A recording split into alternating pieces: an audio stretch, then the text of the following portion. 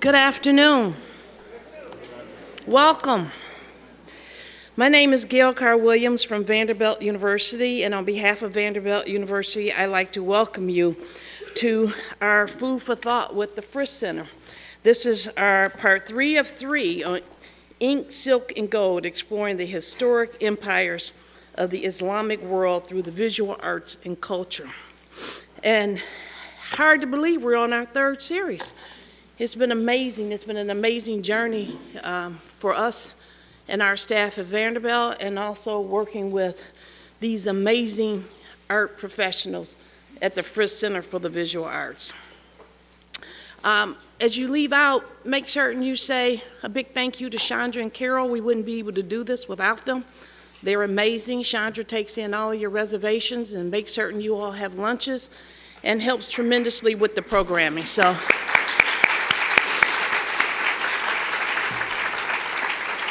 And Carol gets those name tags just right at the table so you can find them easily to be able to access this absolute wonderful program. You know, I'm also a member of the Board of Trustees for the Frist Center and a partner through Vanderbilt and also as a member of this Nashville community.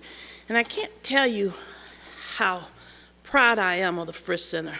And so I stand here very humbly today introducing this panel and the 3rd series. What a wonderful place that would extend itself to make certain that Nashville and the greater Nashville community has the opportunity to experience art of the world. What a great place. What courage to bring this art exhibit to Nashville.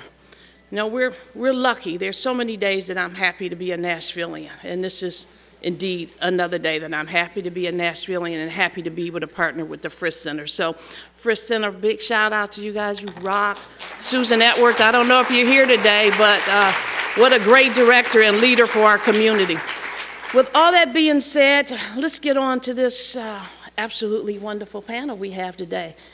And my colleague, my friend, Megan Robertson, is going to be the moderator and introduce this panel. And Megan, it's been just a joy to get to work with you the past couple of years on these Food for Thought. So thank you very much. Thank you, Gail, and thank you to Carol and Chandra. This partnership with Vanderbilt's Office of Community, Neighborhood, and Government Relations is really one of our treasured partnerships, and we are so just thankful to Gail for bringing this to the Frist Center. So my name is Megan Robertson, and I'm the Associate Curator of Interpretation here at the Frist Center.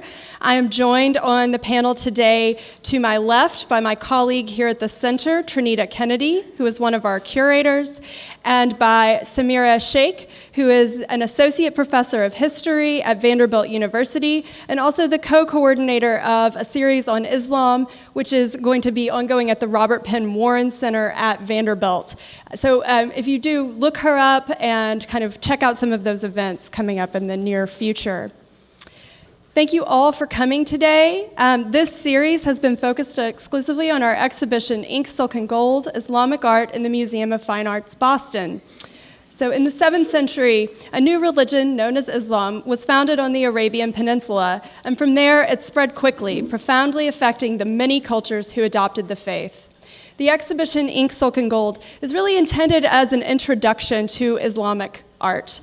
It includes 94 objects that were made over the huge swath of history from the 8th century to the 21st, and in a geographic area that spans from Spain to Indonesia.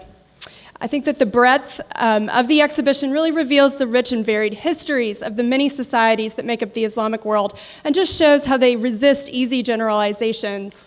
The exhibition also features objects that were made for both sacred and secular contexts. And so for this series, for Food for Thought, we've really been taking each panel as an opportunity to spotlight a historical period or specific society that's within that huge span of history and geography. And so today we're going to be looking at a section called The Era of Empires, which really looks at from the 16th to the 18th centuries. And so we'll be exploring the Ottomans, the Safavids, and the Mughals. Trinita helpfully pointed out to me that when you go check out the exhibition after today's panel, which I certainly hope you will, these are the pink galleries. So though these three empires were sometimes in conflict with one another over religious differences and territorial disputes, the empires shared the use of the Persian and Arabic languages, similar forms of government centered on sacred kingship, and a cultural heritage that linked them back to the Mongol and Timurid empires. And so I'll just draw your attention to the map to the, excuse me, I won't. To the far west, we have the Ottoman Empire, which, as you can see, really kind of spreads even into Eastern Europe, so Turkey, Austria. And I'll also just pinpoint Venice, Italy here on the map, because that will become relevant to our discussion later. Here in this kind of purple shade, we have the Safavid Empire. Often those areas are referred to as Persia. The Safavid dynasty lasted from 1501 to 1736 and included much of present-day Iran, Armenia, and Georgia. Then, all the way to the east, and I'm having so much trouble with my pointer, we have the Mughal Empire. And the Mughal Empire in South Asia included at its height nearly all of present-day India, as well as Bangladesh and Pakistan. And in our conversations while we were planning for today, we had a really lovely conversation. And Samira, you talked about the year 1500 as a watershed moment in world history, when global perspectives began to change. So could you tell us just a little bit about the world at that time?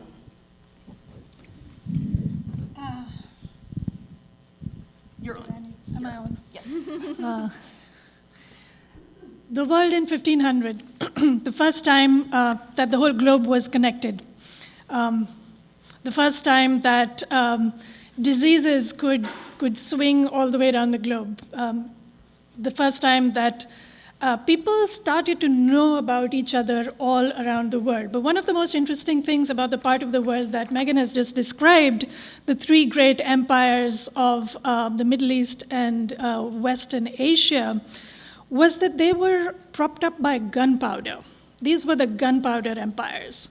And it was cannon and small arms that made them the great bureaucratic empires that they turned out to be. These were, along with the Ming in China, the greatest land empires that history had seen until then. And you can see in this this gorgeous image that there are a lot of guns in the Shahnameh painting, as well as in the next one.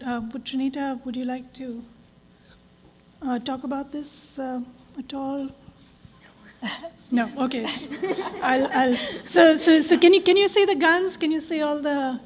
And it was the artillery that kept these empires together, that kept them also fighting with each other.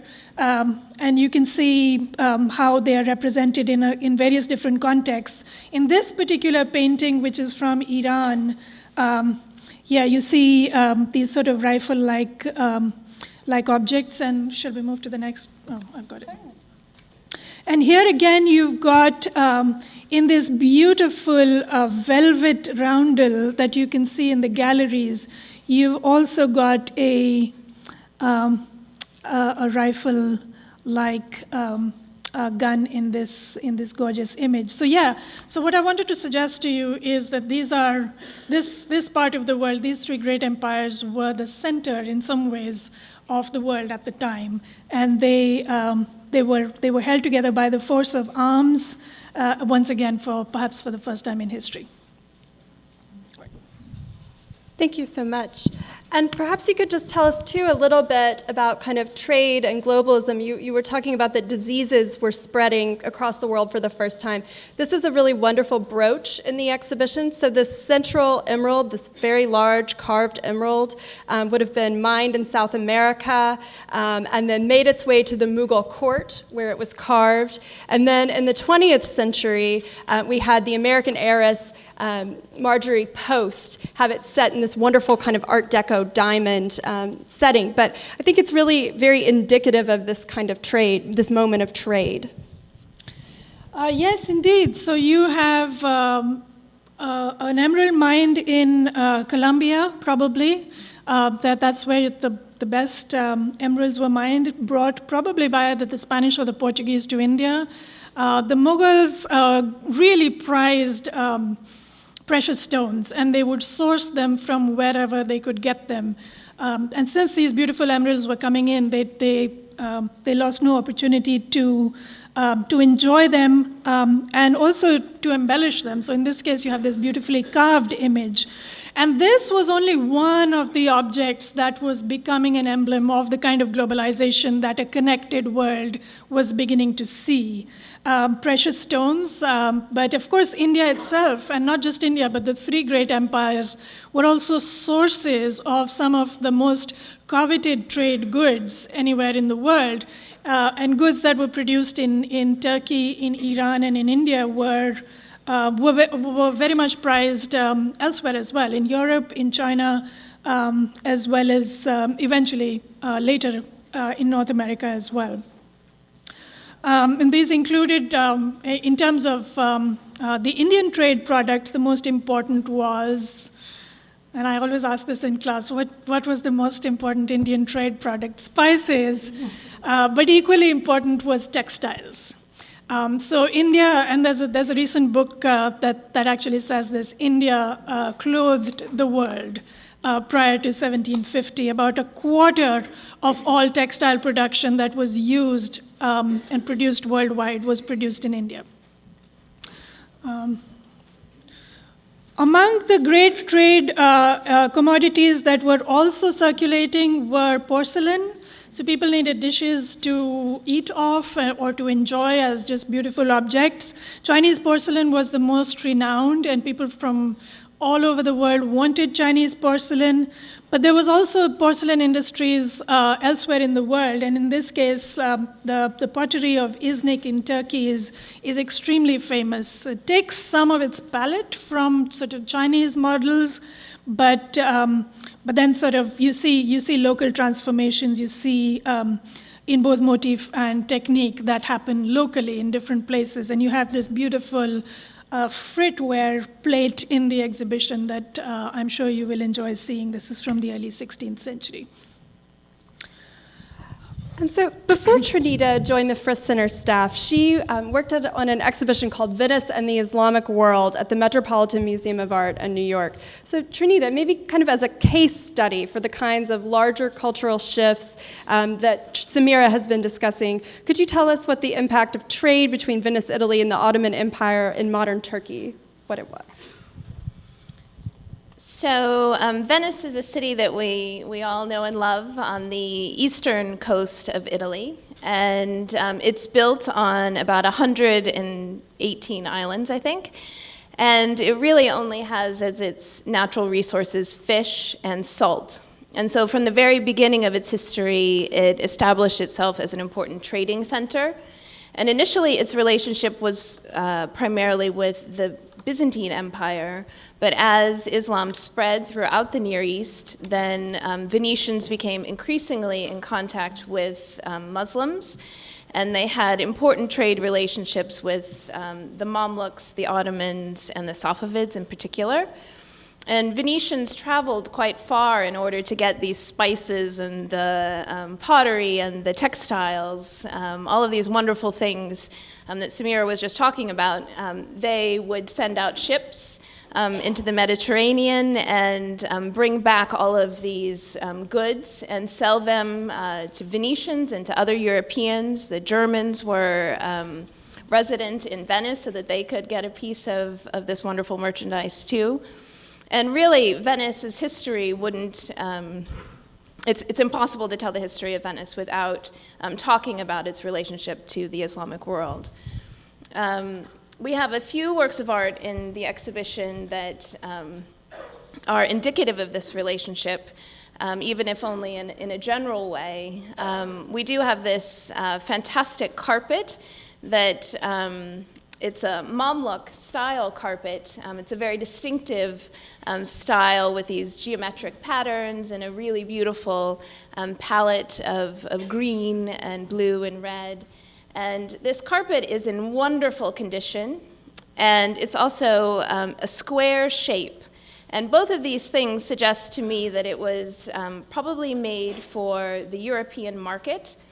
And a lot of Europeans considered Islamic carpets to be so valuable and precious that they wouldn't put them on the floor and walk on them. They would actually display them on their tables. And so this square shape is perfect for a table. And the fact that this carpet is in such good condition really indicates that it was probably in Europe. And I'm showing you on the right a portrait of a Venetian family gathered around an Ottoman carpet.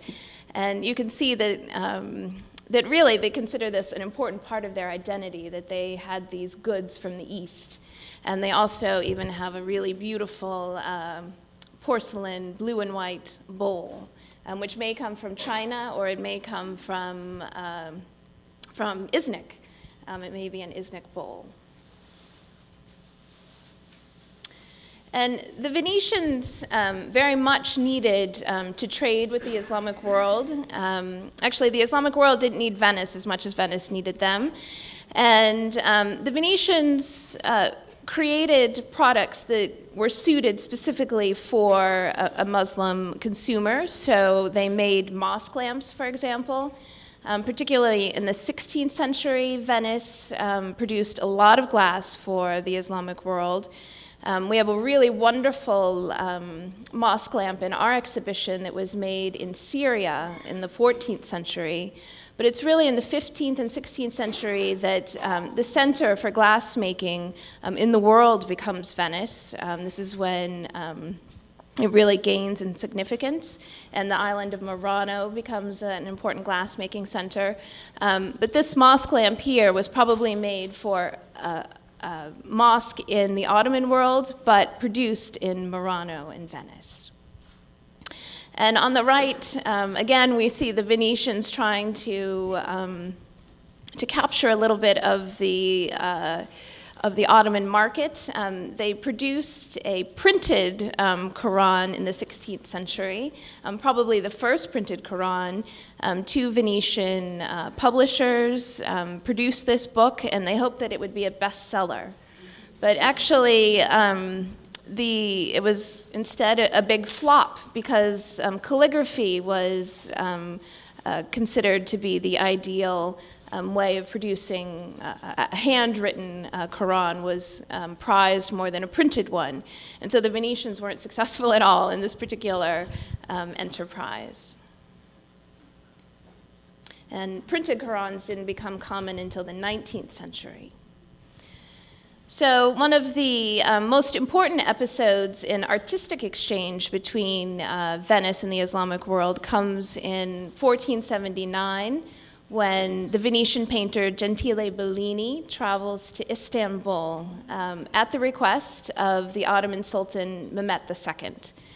And Mehmet II is known for having conquered Constantinople in 1453. He was only 21 years old when he did so. And beginning in 1463, the Ottomans and the Venetians were at war with one another. And when they finally declared peace, I think 16 years later, something like that, Mehmet II requested that a good Venetian painter come and work for him for a few years. So Gentile Bellini actually traveled all the way to Istanbul and lived at the Topkapi Palace in Istanbul, which was newly built at the time. And he spent 2 years living there. Probably the most famous work of art to come out of this visit is the painting on the right, now in the National Gallery in London, painted in 1480, which is just a few months before Mehmet II's death. And the painting is really a fascinating portrait of this Ottoman ruler. He is shown in three-quarter profile beneath an archway, probably a triumphal archway. And there are some inscriptions. The painting is actually not in great condition anymore, but the inscriptions tell us the precise day when the portrait was finished, which was November 25th, 1480. And then there's an inscription that calls Mehmet Victor Orbis, conqueror of the world. We see the Ottoman Sultan with a really beautiful fur mantle and this beautiful, beautifully wrapped turban. And this is the turban of a scholar. So Mehmet II wanted to be represented that way. And he has this red Taj at the top. I think actually the headgear that you see in a lot of these paintings is really fascinating. And this portrait, it kind of, the iconography that's developed in this portrait, it kind of reverberates through portraiture in the Islamic world for a very long time. And we see a few examples here in our exhibition. This Persian portrait of a nobleman here is in our galleries right now. And in this case, we see he's probably kind of a petty military commander, but he's represented in a way that kind of echoes the facial features of Mehmet II. I thought that was very striking. And he wears a very similar turban. And we know that this is an important man because he holds a golden cup, and he's waiting for a servant to come fill it up for him. So that's a sign of his status, among other things. And we see some of his military instruments here, so a bow and arrow and a mace. So he combines some of the elements of the portraiture of Mehmet II into a Safavid environment. He's shown at full length, actually, rather than half length. And I also thought it was interesting that the Mughal emperor, Jahangir, when he is portrayed in a portrait in the early 17th century, that he also has this lovely brocade on a parapet before him. So this episode between Venice and the Islamic world is kind of a landmark in Islamic art. So Samira, you mentioned just very briefly some of the textiles and their importance kind of to the Mughal economy, but so the exhibition is really full of beautiful textiles, and I'd love to hear a little bit about why they were kind of important within their own culture, but also appealing to a Western market. Okay, a list of words: cashmere, seersucker, chintz, calico, madras, muslin, paisley, and last but not least, pajamas. These are all words that come from Indian languages and are textiles, fabrics, or items of clothing, and they've become very common in the English language since the late 17th century. And I think that just indicates beautifully the importance that Eastern fabrics, in particular Indian ones, had for the Western market. So why did Westerners want all these Indian fabrics? Why didn't they just make them themselves? I mean, look at this. These are men's sashes that would be worn around, tied around your waist if you were a courtier of, a certain standing. Both the ones that we have in the exhibition here are made of silk, beautifully hand woven, very just exquisite detail, workmanship, design. So Indian weavers basically could produce anything for any market. Indian weavers were producing, as I said before, 25% of the textile production of the world up to about the year 1750, which is when the British came along and within 50 years basically destroyed the Indian weaving industry. By the year 1900, India produced only 2% of the textiles in the world. So that was a dramatic drop in about 150 years. Indian weavers were also very sensitive to demand, as I've said. So every year, different markets. So in Indonesia, if people wanted to, beautiful Indian fabrics, they would say, well, paisley is not in fashion this year. Could you send us animal prints or geometric prints, and the Indian weavers would oblige. So here you've got these rather lovely portraits of two Indian courtiers, and you can see the kind of fabrics that they are dressed in. And these would be expensive fabrics that would be available to the elite, but also in many cases to a wider market as well. It's interesting to note that muslin was often a very desirable fabric. So both the gentlemen you see here in this are wearing the finest muslin, and muslin that's so fine as to be sort of see-through. In some portraits, you can even see the artist showing a man's body hair, very, very carefully painted, and that gives you an indication of how fine the muslin is and how expensive it therefore is.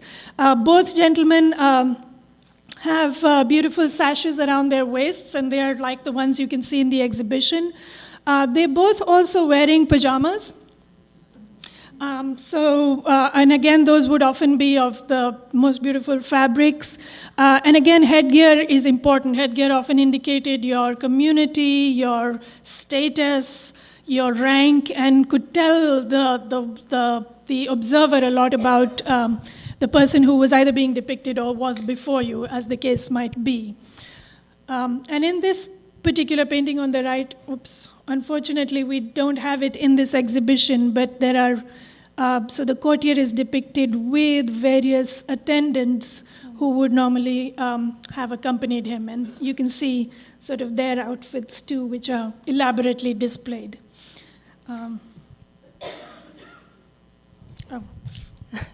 Well, and so we'll move into kind of our next section, and I think that it's amazing to think about, I think, how Indian textiles have shaped kind of the grammar of dress and our preferences and comfort. And so we've been talking kind of within this first section a lot about goods traveling from country to country, and Trinita alluded to this idea that artists and people are moving as well. And I wondered if Samira could share a little bit of kind of, again, a case study, a particular instance, this time the Mughal Emperor Akbar's assembly of his ateliers, so his artist workshops. So Samira, can you tell us a bit about what he was doing and who was coming? Okay. Now, one of the things that is interesting to think about is that most of the objects that you will see in the exhibition around the corner, most of the paintings at least, are very small. Many of them were bound into books or were individual folios, but they were meant to be held in your hand. They were an intimate experience. A rich patron would not necessarily, in the Western style, commission a painting to be hung on the wall. Instead they would commission these beautiful small objects that could be treasured, that could be enjoyed privately. The object you see here on the screen, however, is very large, and this is not a painting but a carpet. And once again, it was a carpet that wasn't necessarily meant to be walked upon, it was meant to be hung on the wall. So instead of hanging paintings on the wall, in these empires, you often had people hanging beautiful, elaborately woven carpets on the wall. In this case, this gorgeous Mughal carpet, which is probably from the late 15th century, which is a very early carpet in terms of survival, has sort of vignettes from hunting scenes. So here you have, and the Mughals loved hunting. It was one of their favorite things to do, favorite pastimes. And they would often hunt with cheetahs. One of the fastest animals, and the cheetahs were trained to corral the animal that was being hunted, and sometimes cheetahs would even be used for tiger hunts. So you have the imperial cheetah being transported on a little bullock cart here and taken to the hunt, and the cheetah is ready to spring. So that's rather lovely. Here you've got a sort of fairly domestic scene with domestic events happening. These people don't seem to be concerned very much with the hunt. You've got a little Hindu temple here, and you've got down here, a more sort of fantastic mythical animal that's, I don't know whether you can actually see, but it has grabbed a bunch of elephants in its various talons and is throwing around elephants. So you've moved from a sort of domestic register to a royal register where there's a royal hunt, and down here is the more sort of fantastic register in which, crazy things are happening that you only think about in your dreams. Now, how were these wonderful objects put together, and how were they created? The Mughals, the Ottomans, the Safavids all became consumers and patrons of artists from that entire zone. Akbar, who was the third Mughal emperor, lived in the second half of the 16th century, was a particularly enthusiastic patron of the arts. He would often, he assembled a workshop of hundreds of artists. So people from Iran, Turkey, and all over India would come and work for him. Now, again, it's a thing to remember is that although these were all Muslim kings, they didn't only rule Muslims. They had Hindus, Christians, Jews amongst their subjects. And certainly, Akbar was one of those kings who was very enthusiastic about the skills and abilities of Hindu artists. He also was very interested in European artists and very influenced by them, but about that a little bit more in a minute. Here you have one of Akbar's earliest commissions where he asked a group of probably at least 30 artists to create a set of paintings for him that depicted the adventures of a hero from the earliest days of Islam, a figure called Hamza, who is the uncle of the Prophet Muhammad. And he's believed to have had these sort of fantastical adventures, some of which are, stretch your imagination a little. They're dragons and giants and all sorts of exciting happenings. But it's interesting to think that Akbar commissioned these paintings to be made when he was 14 years old. They took 20 years to finish, but you can sort of see the imagination of a young boy getting his favorite sort of stories, his favorite comic book characters illustrated in this great imperial venture. So 1,400 paintings were produced to illustrate the adventures of Hamza. Only 200 survive, and we're lucky to have to be able to see one of them in the exhibition here. Unlike many of the paintings you will see, this one is a little bit bigger, so it's about 27 inches by 21 inches. This particular episode depicts a fisherman named Iskandar who's minding his own business, fishing. There's his fishing net. When a little baby wrapped in a bundle sort of washed up against the shore, and this is what the story says. When he opened the bundle, he saw that it was a crying babe. His heart melted.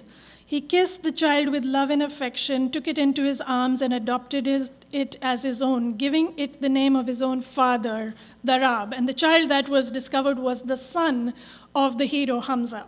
So we've got to that point in the story. So the story of a mythical Muslim hero, but the painting is painted by a Hindu. And has certainly themes that would resonate with Christian viewers as well. I mean, just think of babies being discovered. But for a Hindu artist, he also puts in his frame a Hindu temple and a very, very Indian landscape, which includes cows going home at dusk. So you've got the story of a mythical Muslim hero depicted in a very Indian, very intimate, very tender style in this particular folio made for a Muslim emperor. This is not in the exhibition, but this is also from the Hamzanama and is at the Museum of Fine Arts. And this is a little different. I just wanted to show you the contrast. This is a little more comic book style.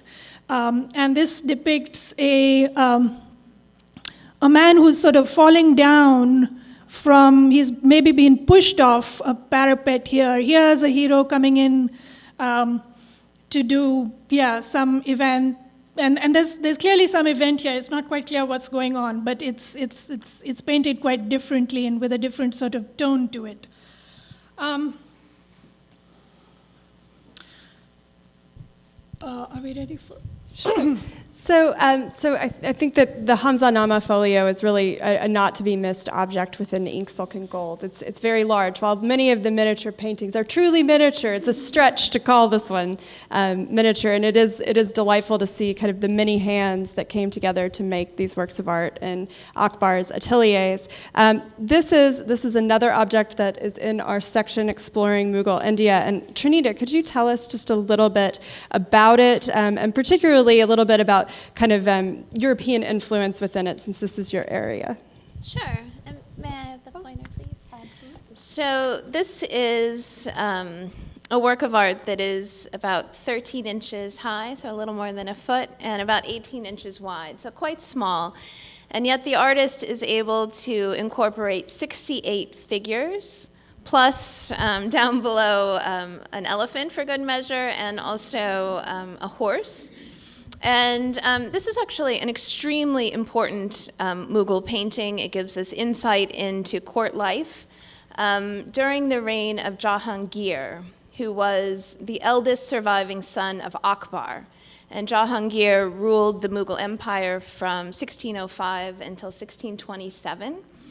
And every day at 4 o'clock, he would organize these darbars, which are kind of ceremonial courts, and everyone would gather, and he would stand in the best position, of course.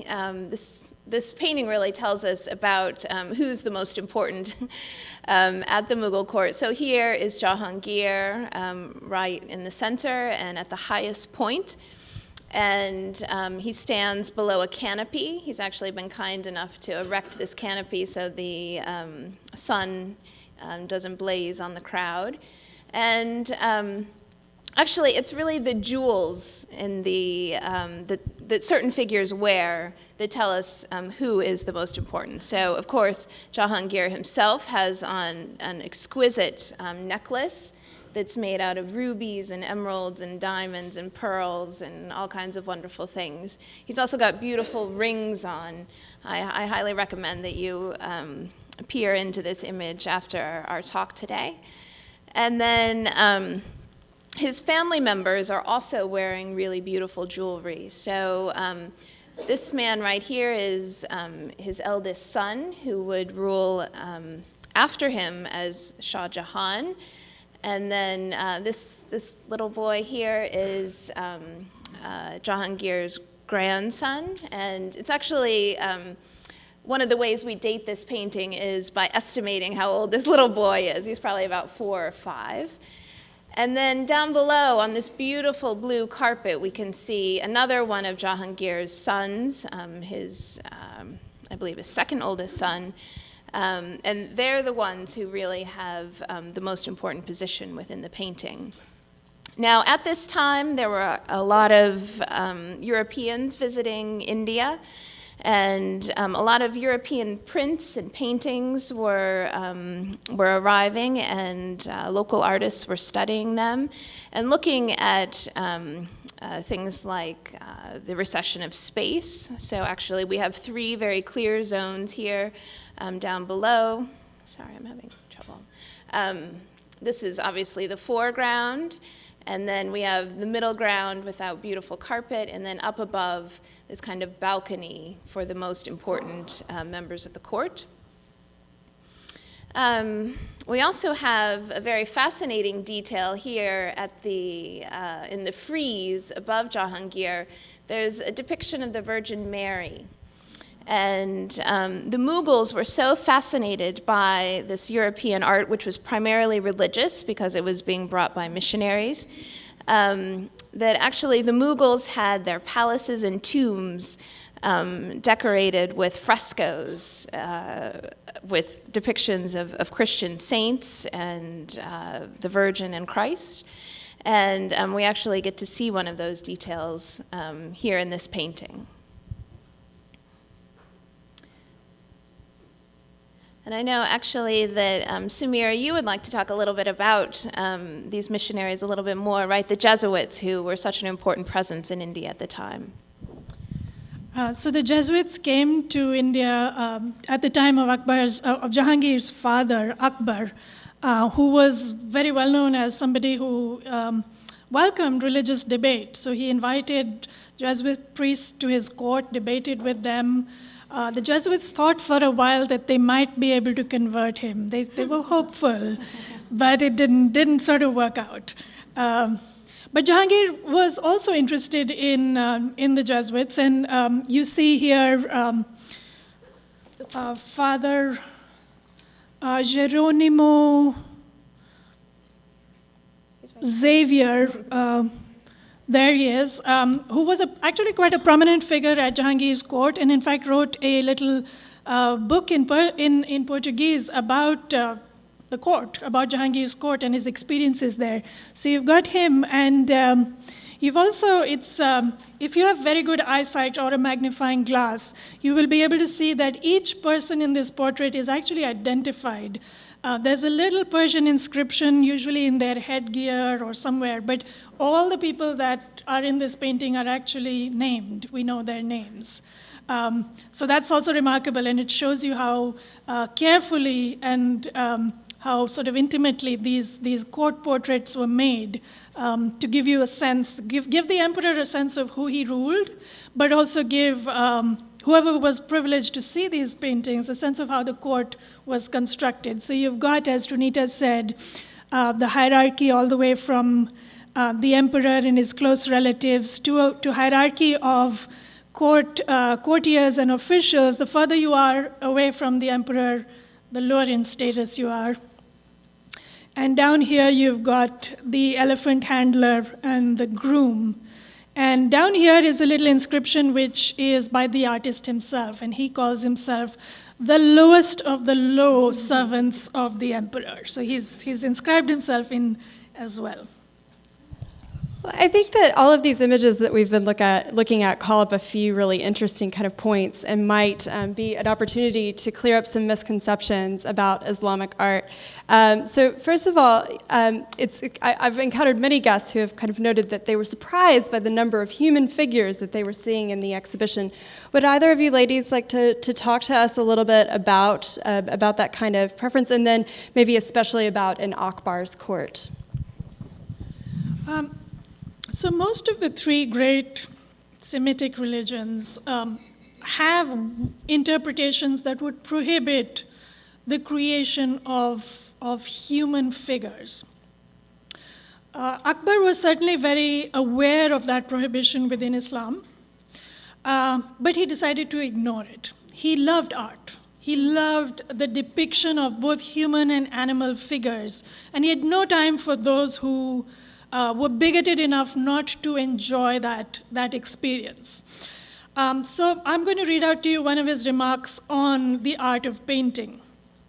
That was recorded by one of his followers. He said, "Bigoted followers of the letter of the law are hostile to the art of painting, but such men I dislike. It appears to me as if a painter had quite peculiar means of recognizing God. For a painter, in sketching anything that has life and in devising its limbs one after another, must come to feel that he cannot bestow individuality upon his work, and is thus forced to think of God, the giver of life, and will thus increase in knowledge." Yeah, how wonderful, right? So in painting, you recognize the limitations of what you can create, and you're forced to think about God, who is the true creator, right? So he goes against the bigots at his own court and within his own sort of circle in terms of sort of justifying this expression as actually a means of expressing devotion. So certainly that was a tendency that Akbar had, and his descendants very much continued and continues to remain in the sensibility of all the three great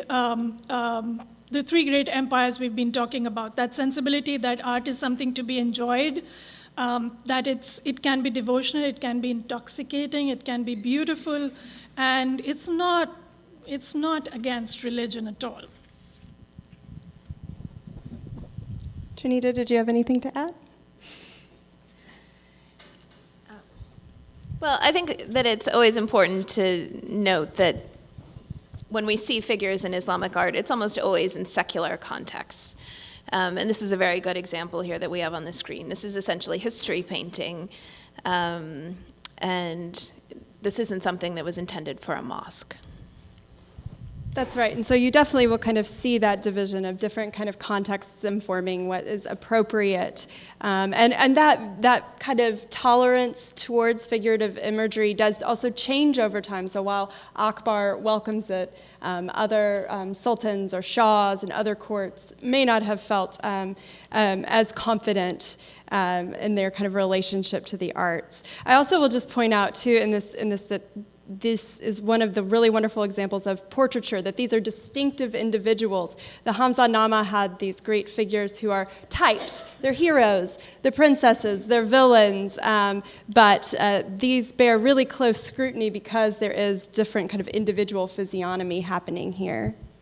But another thing that we've kind of talked about internally and with our partners and towards most of these objects were truly made for kind of an elite audience, an elite circle. And I wondered if we might talk a little bit about where does the everyday kind of man and woman fit in, or the artist's conception of themselves within this kind of elite royal court circle. Samira, do you have anything to add on that? Sure, yeah.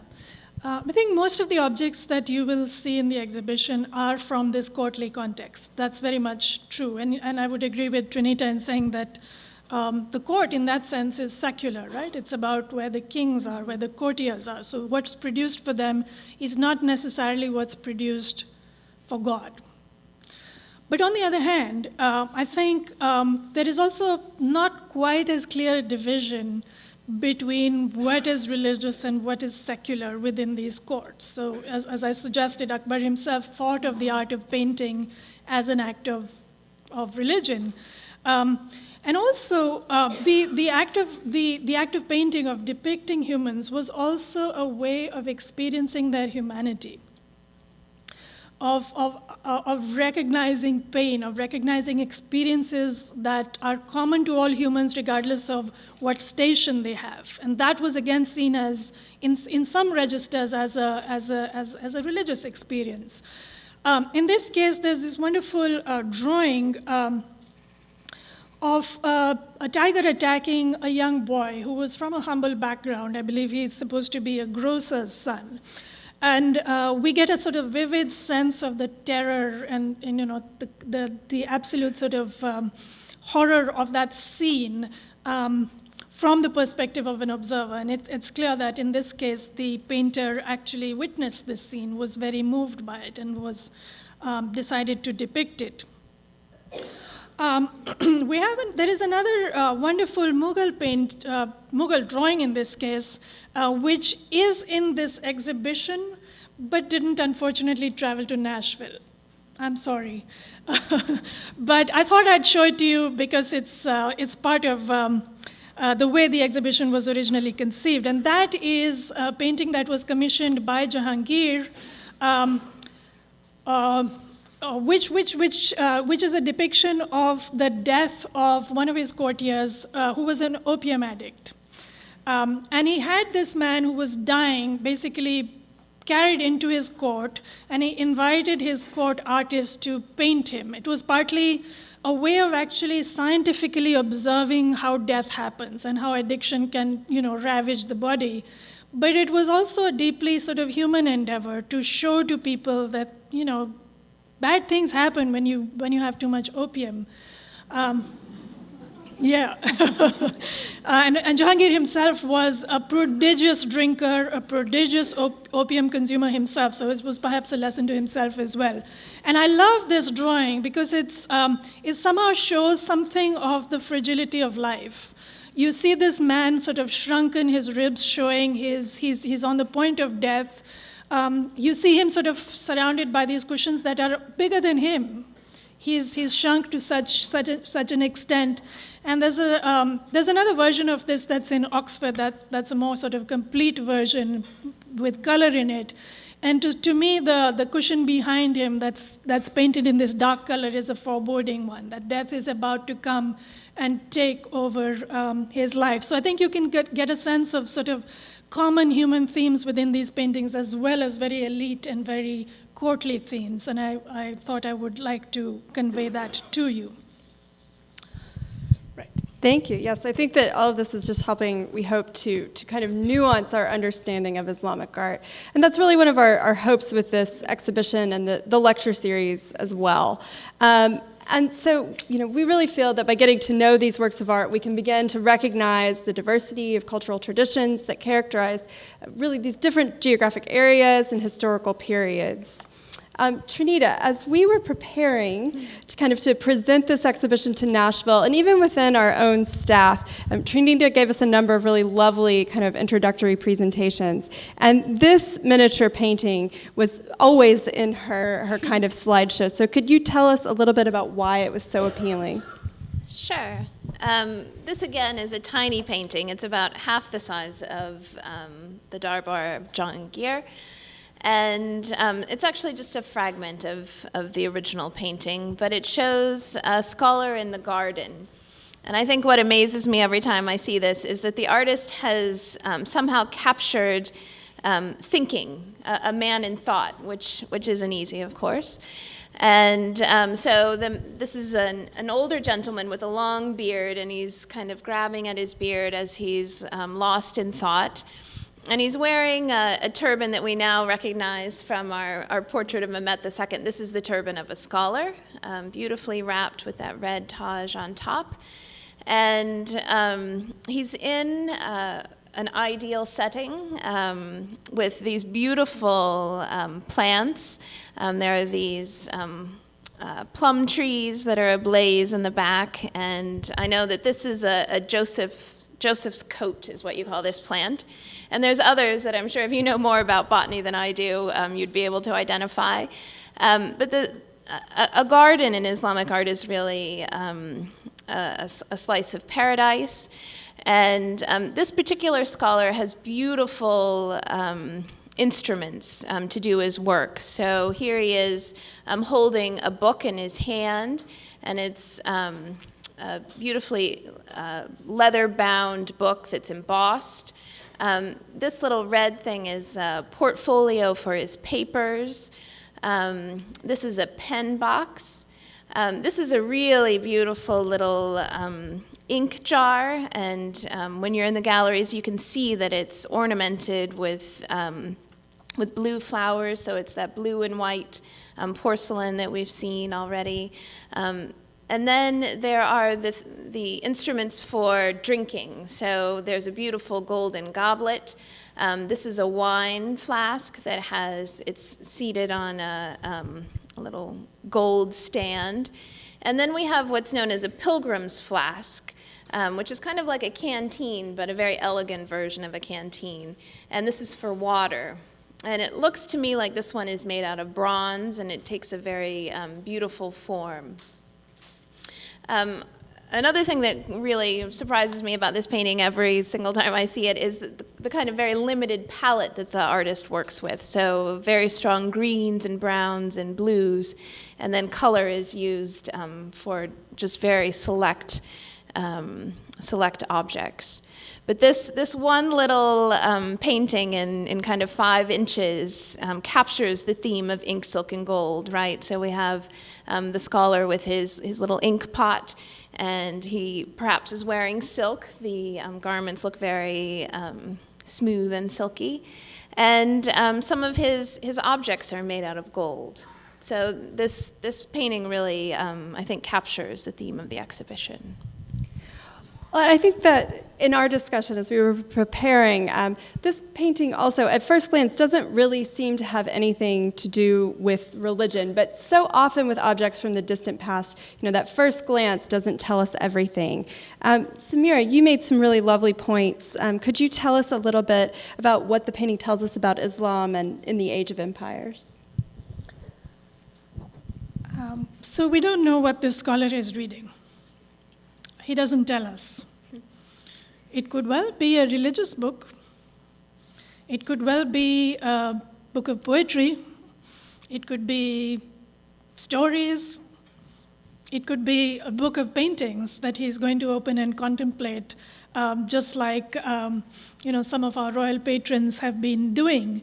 And in that, I think one of the wonderful things about these paintings that you will see is the possibility they allow for the viewer to enter and to sort of think about the world that they inhabit. It's a world that might seem strange, but once you get used to the minuteness and the scale and the colors and the perspectives, I think it's a world that invites you in and asks you to join in.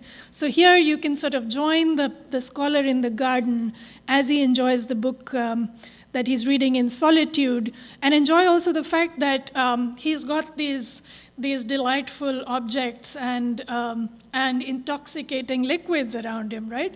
So what is the role of intoxication? Isn't wine, isn't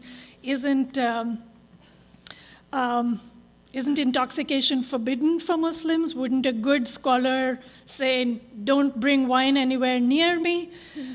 And here perhaps we could talk for a moment about this wonderful painting, which was probably made, and the catalog entry says Iran or Deccan. Deccan is South India. I would think it's probably Iran. But it's a painting about a bunch of dervishes. So these are Sufi mystics, ascetics. These are guys who have dedicated themselves to following religion, to following Islam, but to following it not just in the letter of the law, but following it as experience, as love, becoming intoxicated with the love of God. And for many Sufi traditions, intoxication is a theme that is considered important to try and understand what it is to know God, to love God. But just as there is a huge variety within Christianity in the ways people sort of object to certain kinds of practices or insist on certain kind of observances, and similarly, there is that diversity within Islam. So you will certainly have a puritanical tradition that says opium is bad, wine is completely not to be thought of. On the other hand, you will have Muslims who very much enjoy these substances, and in fact even think of them as ways for religious expression. And you will see some of these Sufi mystics in the empires that we've been discussing, who certainly take the view that the easiest way to get intoxicated is by having a drink.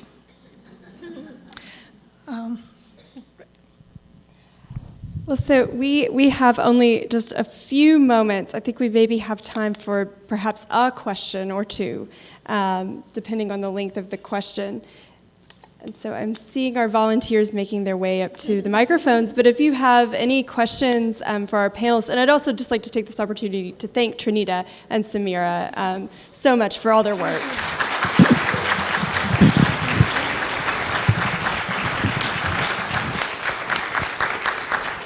Do we have any questions out there?